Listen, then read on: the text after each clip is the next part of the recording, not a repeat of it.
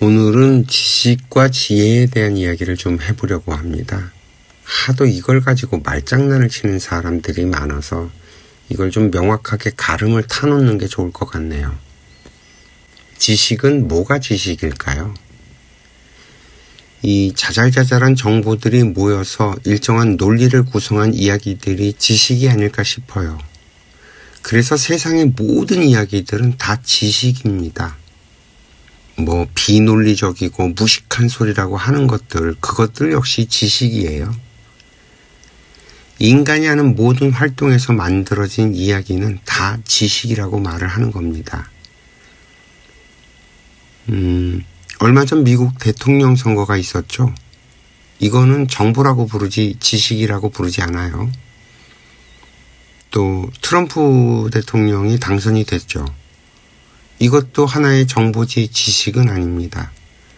그런데 이런 정보들이 모이면서 하나의 논리와 이야기가 만들어지면 그래서 트럼프 대통령이 되면 앞으로 어떤 세상이 펼쳐질 거라는 이야기들, 이런 건 지식이 되죠.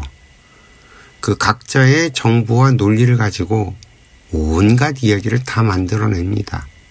그런 걸 가지고 우리는 지식이라고 부르는 겁니다. 그동안 인류가 이 지구별에 출현을 해서 한 일이란 결국 세상의 모든 것들에 이름을 붙였고 또 생존 활동을 통해서 정보를 축적하고 지식을 만들어서 문명을 만들어 왔죠. 쉽고 간단하게 말해서 지식을 만든 것이 인간이 한 일이라는 겁니다. 저희 인생학교에서 항상 이야기하는 그 비물질의 인간의 영혼이 물질인 동물의 인간의 육신에 들어와서 결국 생산한 것이 비물질인 지식이라는 말인 거예요. 따라서 물질인 음식은 물질인 우리의 육신을 살찌우고 비물질인 지식은 우리의 영혼을 살찌운다고 말을 해도 되지 않을까요? 제가 이 지식에 대해서 한 가지 좀 여러분들에게 특별하게 설명을 하고 싶은 게 있는데, 제가 생각할 때 인간의 지식은 이제 거의 다 완성이 됐다는 생각이 듭니다. 더 만들어낼 지식이 없어 보여요. 이게 뭔 뚱딴지 같은 소리냐고 하겠는데, 지금 우리들이 알고 있는 이 지식은 1900년대 초반에까지 나왔던 것에서 크게 벗어나는 이야기가 거의 없습니다. 아인슈타인의 상대성 이론도 그렇고, 막스 보른이 처음 거론했던 그 양자역학도 그렇고, 수학에서도 이제는 새로운 공식이나 이런 것들이 나오질 않은 지도 100년이 훨씬 넘었고요. 지금 최첨단이라고 하는 거의 모든 것들은 사실 과거의 것들을 가지고 이렇게 저렇게 크로스오버 해가면서 편집하고 융합하고 결합하는 식이지 완전하게 새로운 것이 나오지 않은 지 오래됐습니다. 이건 철학에서도 마찬가지예요. 제가 가끔 언급하는 그 올덕스 헉슬리의 영혼의 철학 이후 더 발전된 이론이 없어요. 또 얼마 전 그 한강 작가가 노벨 문학상을 받았다고는 하지만 사실 저는 문학에서도 새로운 글이 없다고 생각을 하는 편입니다. 이건 한강 작가를 폄하하는 게 아니니까 오해들 하지 마시고요. 제가 한 3만 권 이상의 책을 가지고 있는데 사람들의 글을 읽다가 보니까 이미 누군가 이 세상에 했던 말들의 편집뿐이라는 생각을 지울 수가 없어요. 그럼 음악이나 미술은 다를까요? 아니요. 이 새로운 음악을 만들고 또 그것을 가지고 저작권을 주장하고는 있지만 그렇게 말하자면 핸델, 바흐, 모차르트, 베토벤, 쇼팽을 벗어난 음이라는 게 과연 있을까요? 또 미켈란젤로나 레오나르도 다빈치에서 고흐를 지나갔고 피카소 이후에 과연 새로운 미술이 있다고 주장할 수 있는 사람이 누가 있을지 궁금합니다. 오히려 우리 인류의 지식은 1, 2차 세계대전을 전후로 해서 이미 이 세상에 모두 쏟아져 나왔다는 게 저의 생각입니다. 그래놓고 난 뒤에 인류는 아주 재미난 물건을 만들어요. 그 컴퓨터를 통해서 인터넷이라고 하는 가상의 공간을 만들고 그곳에 인간이 만든 모든 데이터와 지식을 쓸어 담기 시작을 했죠.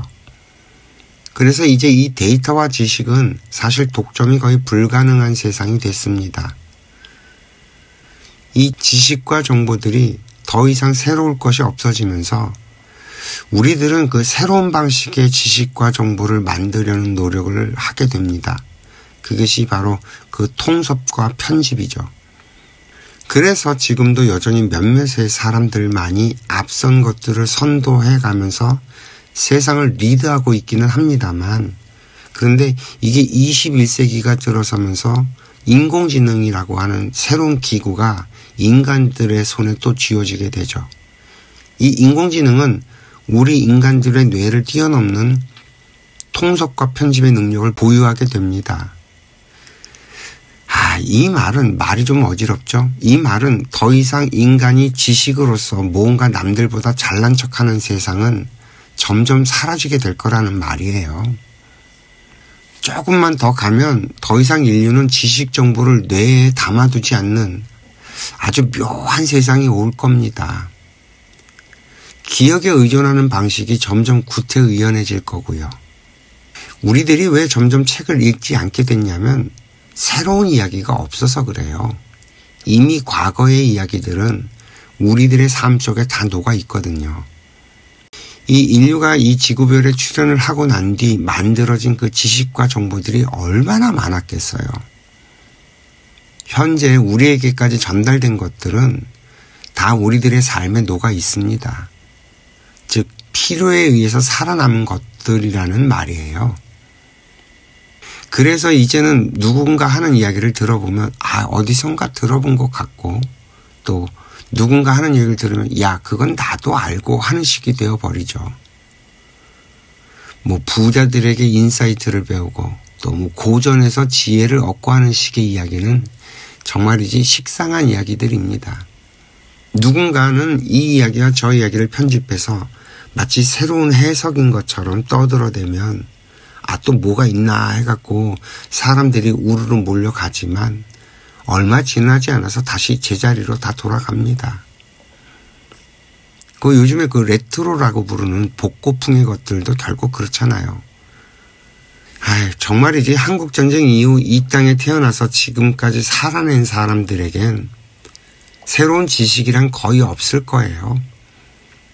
그 시대를 살아내기 위해 겪어야 했던 그 모든 과정들 속에서 우리들이 알아야 할 지식들이 다 녹아 있었으니까요. 그래서 그 시대를 살았던 모든 사람들은 지식인이라고 표현을 해도 과언이 아닙니다. 저절로 모든 걸 다 먹었어요, 이미. 오히려 그 디지털 세대들이 자신들이 태어나기 이전에 있었던 것들에 대한 경험이 없다 보니까 과거의 것들이 신선하고 새로운 것들로 느껴지겠죠. 이제 좀 지식에 대한 이해가 좀 확실해지시나요? 이 정보와 지식은 인간 활동에 관련된 거의 모든 것들입니다. 마치 이 지식을 굉장히 고급스러운 것들로 자꾸 포장을 해서 팔아먹으려고 하다 보니까 대단한 뭔가로 착각들을 하시는데, 웬만한 지식들은 여러분들이 다 가지고 계세요, 이미. 자, 한번 봅시다. 아이가 태어나면 이 아이를 앉는 법을 아는 사람과 모르는 사람으로 나뉘겠죠. 이건 지식이 아닐까요? 이것도 지식입니다. 그 분유를 타는 법, 이건 지식일까요, 아닐까요? 그것도 지식입니다. 온도는 어느 정도 돼야 적당한지, 또 분유에 함유된 영양성분 같은 것들을 확인해 보는 것 같은 거 말이에요. 그런 것이 있다는 걸 아는 것도 지식이에요. 또 아이의 눈높이에 맞춰서 이야기를 할 수 있는 그것도 지식입니다. 요즘에 제가 부부 상담 프로그램 같은 것들 방송에서 하는 걸 보면서 그 멀쩡한 부부들 불러다 놓고 남자를 아주 병신으로 만들던데, 그걸 보면서 굉장히 불쾌했던 기억이 납니다. 그 하나마나한 얘기를 상담이라고 하면서 그 방송에 내보낸다는 게 오히려 좀 화가 나더라고요. 참, 그 다정하고 상냥하게 이야기하는 걸 배워보지 못한 사람이 있어요. 요즘 사람들은 마치 그걸 당연한 것처럼 말을 하던데 전혀 그렇지 않아요. 부모로부터 그런 경험을 못 해본 남자들의 경우 특히 더 그렇죠. 대부분 그런 사람들이 자기 표현도 서툰 사람이 많습니다. 뭘 어떤 식으로 요령 있게 말을 해야 하는지 잘 몰라요. 자기 마음은 원래 그런 게 아닌데 이상하게 그 말이 퉁명스럽고 틱틱거리게 됩니다. 근데 이게 문제는 뭐가 문제인지도 모른다는 데 있어요. 일단 뭐가 문제가 되는지 인식조차 못하고 살아갑니다. 그런 것들을 따질 만한 환경에서 살아본 적이 없어서 그래요. 이 뭔가를 배우고 익히고 받아들이고 하는 일이 쉽지 않은 사람들이 분명히 있거든요. 특히나 그 삶이 퍽퍽한 사람들은 더 그렇죠. 여유가 없으면 각박하거든요. 물론 이게 빈곤의 악순환이기는 합니다. 스스로의 힘으로 그 윤회의 수레바퀴를 벗어나지 못하죠.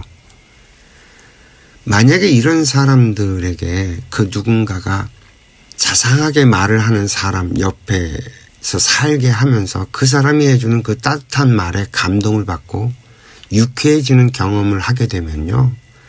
자신도 모르게 그 말투와 그 행동을 배웁니다. 이건 뭐 인간이라면 누구나 다 그러게 되어 있어요. 뭐가 잘못인지 몰라서 못 바꾸고 어떻게 해야 되는지 몰라서 못 바꿉니다. 이러한 모든 것들이 다 지식이에요. 정말이지 이 지식은 엄청 다양합니다. 그 여성분들이 남자들과 소통이 잘 안 된다고들 그러죠. 남자들은 여자와 소통하는 것이 너무 힘들어요. 여자들의 언어엔 주어가 없어요. 누가 그랬는지 뭐 이런 것들이 없죠. 그렇게 얘기를 해도 자기들끼리는 다 알아듣더라고요. 참나. 남자들은 주어가 없으면 무슨 말을 하는지 못 알아들어요. 또 이야기가 끝나지 않았는데 대화의 주제가 확확 바뀌는 거. 이야, 이거 정말 못 견디겠거든요. 이런 것들도 다 정보이자 지식입니다. 그 여자들 무리에서 대화가 편안하지 않는 남성들이라면 여자들에 대한 정보와 지식이 없다는 거거든요. 우리가 마치 그 책에 있는 것들만 지식이라는 생각은 정말 무식한 소리예요. 시장 통해서 물건을 팔고 사는 그 일에도 엄청난 지식들이 들어있어요. 이런 걸 소위 그 생활의 지식이라고 부르는 거죠. 인간이 살아가면서 배우고 익혀야 하는 건 이 생활 속의 지식이지 책 속에 있는 죽어있는 지식들이 아닙니다. 죽어있는 지식은 이 세상에 쓰이질 않아요. 우리가 학교를 다니면서 책 속의 지식들을 배우고 결국엔 세상에 나와서 이 사회 속에서 공부를 하게 만든 이유를 좀 알아야 합니다. 그 학자라고 하는 그 소위 너희 몇몇이 뭐 나는 니체를 전공했어, 나는 쇼펜하우어를 전공했어 하면서 그 지적 유의, 즉 지들끼리 놀고 자빠진 거죠. 우리가 그 괴테의 베르테르를 몰라도 또 니체의 초인을 몰라도 공자의 논어를 한 번도 읽어보지 못한 그 사람들도 지금 우리가 살아가는 이 세상에 도움이 될 수 있도록 이해가 돼서 풀어서 설명을 할 수 없다면 그것들은 다 죽은 언어들입니다. 우리가 그 바흐의 곡과 핸델의 음악을 몰라도 우리들이 듣는 노래에는 이미 그들의 모든 것들이 다 녹아 있어요. 유행가의 심장이 떨리고 그 가사의 말에 공감이 된다면 바흐와 핸델을 모른다고 해서 뭐가 문제가 되겠어요? 지식은 이처럼 펄떡펄떡 살아 숨쉬는 것들입니다. 그렇지 않으면 저절로 알아서 도태가 되고 말이죠. 만약 우리들에게 필요한 무언가가 있다면요, 그건 수백 년 전에 사라진 것들이라고 해도 다시 복원이 되면서 우리들이 알게 됩니다. 왜 지금 이 시대에 고려청자가 복원이 되지 못하는지 아세요? 그 고려청자가 필요가 없기 때문에 그래요. 만약에 그 고려청자가 필요해진다면 언제 복원이 돼도 다시 복원이 됩니다. 그 왜 주겸이 그랬거든요. 500년 동안 사장됐던 주겸이 이 시공을 뛰어넘어서 이 시대에 출현을 해서 복원이 됐습니다. 이 지구별에 왔다 간 수없이 많은 영혼들이 지금 이 시대를 살아가고 있는 우리들에게 도움이 된다면 알아서 영적인 감각도 주고요. 그리고 과거의 정부들도 꺼내서 보여주고 하는 식으로 다 알아서 해주거든요. 참 우리들이 이런 원리들을 모르는 거죠. 그런데 이것도 지식입니다. 영적인 세상에 대한 정보와 지식이죠. 오히려 그 요즘 사람들은 영적인 세계에 대한 지식에 대해서 너무 무지하죠. 이 정보들이 없는 게 아닌데 이 과학이라고 하는 종교에 빠져버려서 영적인 세상의 이야기를 미신이라고 치부하고 쳐내버려서 그래요. 또 반대급부적으로 영적인 이야기를 지식과 정보로 접근하는 게 아니라 무조건 맹신을 하는 신앙인들이 너무 많죠.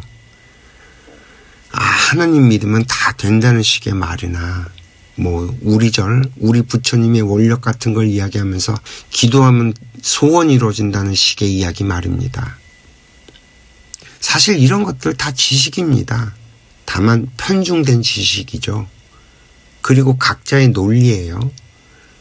그 논리들을 가지고 인류는 아직까지 자기들이 맞다 그러면서 싸우고 있죠. 지식은 이런 겁니다. 각자 자기가 아는 것들로 남과 싸우는 건 다 지식이에요.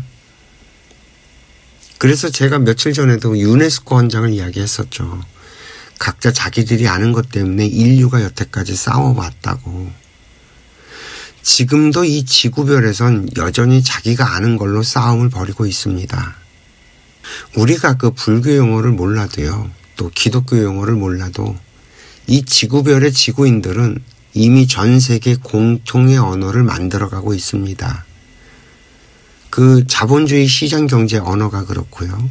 또 과학의 언어와 인터넷의 언어가 그렇고요. 또 의학 언어들이 그렇습니다.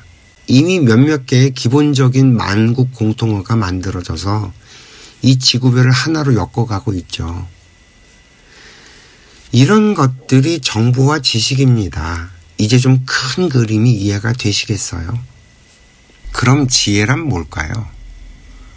우리들이 아무리 많은 지식을 알아도 그것을 어디에다 어떻게 써야 하는지를 모른다면 의미가 있을까요? 그 3000년 전 공자의 말씀이나 서가모니 부처님의 말씀이나 성경의 말씀이나 또 소크라테스의 말씀 같은 것들을 지혜의 말씀이라고 그러던데 그거 대단한 착각이에요. 그런 건 다 지식일 뿐이지 지혜랑은 아무 상관도 없어요. 그 외에 우리들이 사용하는 언어 가운데 진리라는 단어가 있죠. 이게 그 한문으로 보면 참 진짜에 이치리자를 써서 참된 이치라는 뜻이 됩니다. 그 참된 이치를 가지고 누군가는 하나님의 말씀이라고 하면서 성경이 그렇다고 하고요. 또 누군가는 부처님의 가르침이야말로 참된 이치면 진리라고 말을 하죠. 또 도파에서는 서로 각자 자기가 깨우쳤다고 주장을 하면서 자기 가르침이 진리라고 말을 합니다.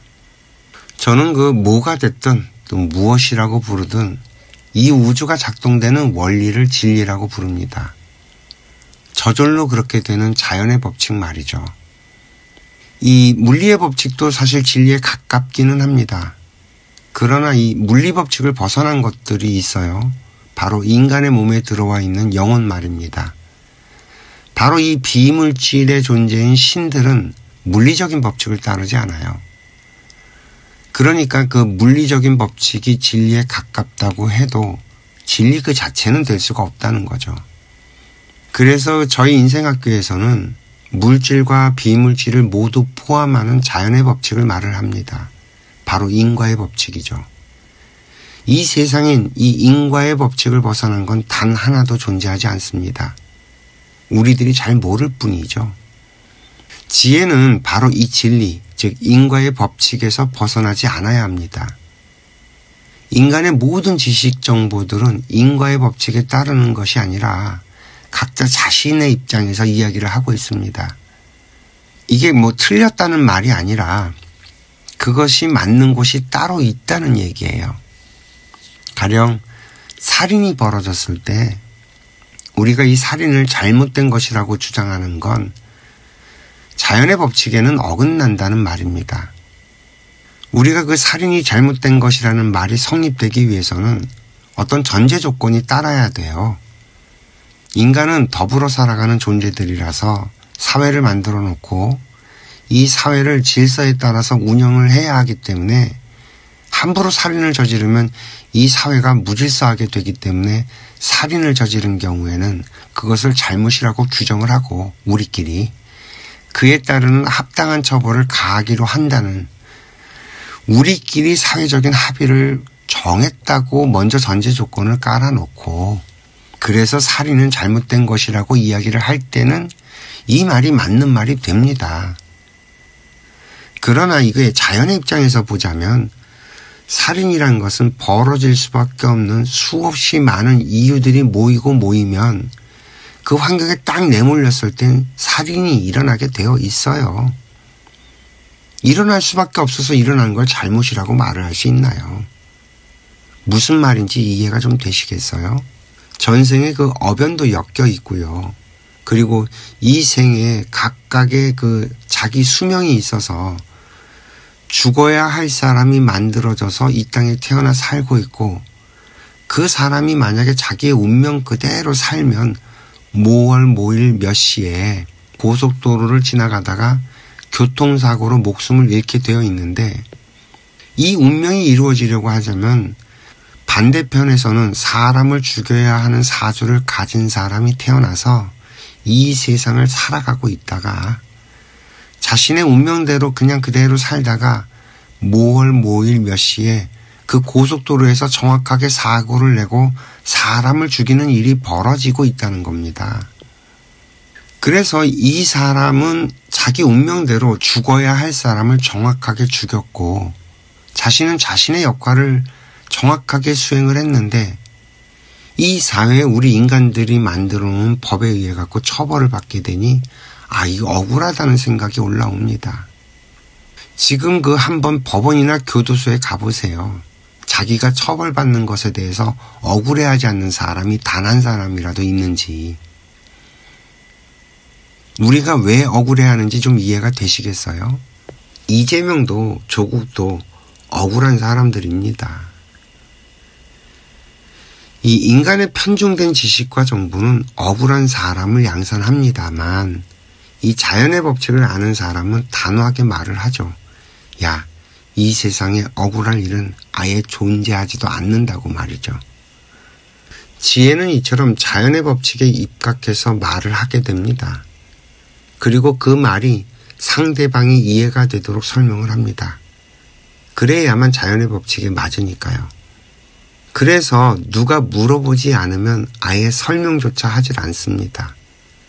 묻지 않는 사람에게 말을 해봤자 어차피 듣지 않을 테니 자연의 법칙에 어긋나게 되거든요. 그래서 듣고 이해할 수 있는 사람에게만 말을 하는 것이 지혜로운 거라는 말입니다. 어차피 들어봤자 이해하기도 어렵고 또 듣고자 하는 마음도 없는 사람에게는 아무리 내가 천하대도를 깨우쳤다고 해도 아무 소용이 없다는 것을 아는 것이 지혜입니다. 이거는 지식 정보와 좀 다르죠. 우리가 설명을 해도 그 괴테나 니체를 모르는 사람도 이해가 다 되도록 그 설명을 하는 사람이 지혜로운 사람이라는 말입니다. 정말이지 우리들이 착각하기 쉬운 것들이 있어요. 뭔가 내가 잘 모르는 지식을 가진 사람을 보면 그 사람이 하는 말이 엄청난 지혜의 말이고 그것이 진리인 줄 아는데 그렇지 않아요. 지식이 많은 사람은 자기가 아는 걸 말을 할 줄 알지 상대방이 이해가 되게 설명할 줄은 잘 모릅니다. 일단 말이 많아요. 그리고 모르는 용어들을 많이 사용합니다. 우리가 그 용어를 모르면 그 사람이 하는 말은 이해가 되질 않죠. 이해가 되지 않고 있다는 걸 그 사람은 또 모르고요. 그러면서 우리에게 그 용어들을 배우라고 강요를 합니다.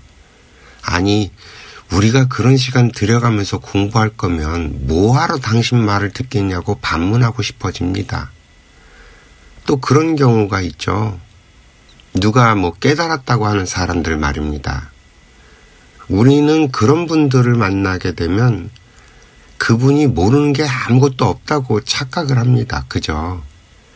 그런데요, 제가 단언을 하건대 이 세상에 모르는 거 없이 다 아는 사람은 존재하질 않아요.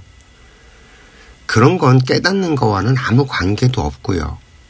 아이고 참, 그 도인들이 마치 상대를 다 꿰뚫어 볼 거라고 착각들 하시는데 그러지 않아요. 오히려 그런 분들은 아무런 생각 없이 상대를 봅니다. 선입견이 없죠.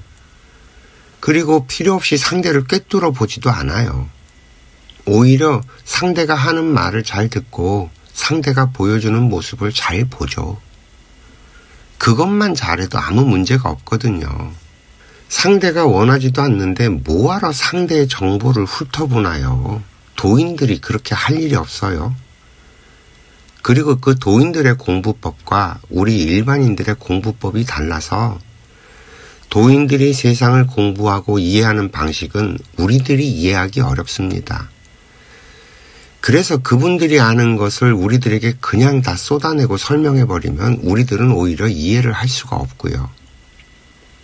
또 한문을 아는 도인들도 흔치 않거든요. 그나마 그 봉우 선생이 좀 특별한 케이스였죠.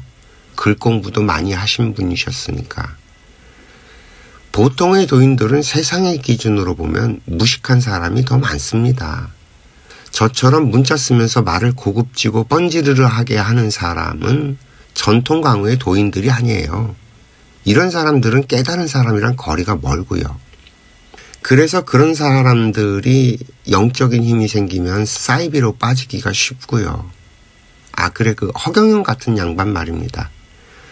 허경영 같은 분들은 아는 거는 많고 똑똑한 데다가 이 영적인 힘까지 있는 양반이지, 그분이 깨우친 도인이거나 하늘의 특별한 힘을 가진 사람이 아니에요. 그 아무도 못 알아듣는 자기만 하는 소리를 하면 되나요? 저는 나를 따르라는 말이나 내가 시키는 대로 하면 된다는 식의 말을 가장 경계합니다. 그 신비하고 영적인 힘이 있다는 것에 대해서 제가 부정하는 게 아니에요. 무조건 믿으라고 말하는 그게 시대에 맞지 않는 주장이라는 생각을 할 뿐이죠. 저는 일단 누가 들어도 이해가 되는 말이어야 한다고 생각을 합니다. 그게 설령 자기 입맛에 맞지 않을 수는 있어도 최소한 뭔 소리인지는 이해가 되지 않는 말은 아니어야 한다는 거죠. 우리들이 알아가는 것도 단계라는 것이 있어서 아주 일자무식일 땐 가서 빌고 기도하라고 해야 하는 그런 단계도 분명히 있습니다. 그거 말고는 딴 거 할 수 있는 게 없을 테니 그거라도 하면 안 하는 것보다 나은 그런 단계 분명히 있죠. 그런데 이 대한민국에서는 그런 단계는 이미 지나갔습니다. 20세기 대한민국을 살아낸 사람들이라면 최소한 무조건 가서 믿고 따르라는 말을 쫓아갈 수준은 넘어섰다는 말이에요. 시대가 그렇고 우리들이 사용하고 있는 에너지 질량의 수준이 그렇고 또 우리들이 경험해온 시대의 지식들이 이미 충분히 차고 넘치죠. 종교라는 이름에 빠져서 올인을 했다가 패가망신한 집안들이 이 대한민국 방방곡곡에 줄을 세우면 저 부산까지 갔다 왔다 왕복을 해도 몇 바퀴를 할 텐데 말입니다. 이런 것들이 다 우리들의 지식입니다. 그래서 지혜로운 사람은 상대방이 아는 것들로 이야기를 해서 설명을 합니다. 상대방이 무엇을 알고 무엇을 모르는지 안다는 거죠. 우리들은 보통 자기가 뭘 아는지 또 뭘 모르는지도 몰라요. 상대방에 대해서는 당연히 더 깜깜하겠죠.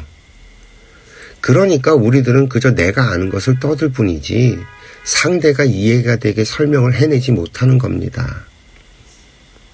도인들은 상대가 뭘 아는지 뭘 모르는지 파악해서 상대들이 아는 언어로 상대가 이해될 수 있도록 상대가 모르는 것을 설명해냅니다. 바로 그것이 지혜의 말이고요. 이 지혜란 자연의 법칙에 맞게 정확하게 가야 할 곳에 가서 쓰일 때 비로소 빛을 발하는 에너지입니다. 이 지식이 구슬이라고 치자면 구슬이 서말이라도 깨워서 보배로 만들어내는 것이 지혜고요. 이해가 좀 되시겠어요? 지혜를 얻는다는 건 다른 사람의 지혜를 구해서 얻는 게 아니에요. 오히려 다른 사람들의 지식이나 정보를 얻어서 나에게 맞게 쓸 줄 아는 것이 지혜인 거죠. 근데 상대방의 것을 가지고 와서 내가 하려고 하면 더럽게 안 돼요. 누군가의 성공 법칙이나 그 부자들의 인사이트 같은 것들은 아무리 가져와도 내가 부자가 되거나 성공하지 못한다는 거죠. 이런 건 지혜가 아니에요. 그저 누군가의 정보고 지식이죠. 이 참 재미난 게 이 지혜가 어떨 때 발휘가 되냐면 상대를 위할 때 작동을 한다는 거예요. 내가 이득을 보고자 하는 사람은 절대 지혜가 작동되지 않습니다. 지식만 나열을 하지. 그러나 상대가 이해가 되도록 설명을 하려는 사람은 자기도 모르게 상대방에게 도움이 되고 필요한 말을 해주려고 노력을 하다 보니까 어느새 자신도 모르게 지혜가 작동을 하게 됩니다. 이것이 지혜가 가지고 있는 속성이고 사람들이 모르는 비밀인 셈이죠. 그래서 지혜로운 사람이 되고 싶다면 지식을 많이 산으로 쌓는 게 아니라 상대방의 말을 잘 듣는 귀와 상대방을 아끼고 사랑하는 큰 마음이 필요할 뿐이라는 겁니다. 이해가 좀 되시겠어요? 아이고, 늙어가는 건지 어찌 일이 잔소리만 느는지 말이죠. 해주고 싶은 얘기가 너무 많아서 자꾸 얘기하다 보면 배가 산으로 가고 있습니다.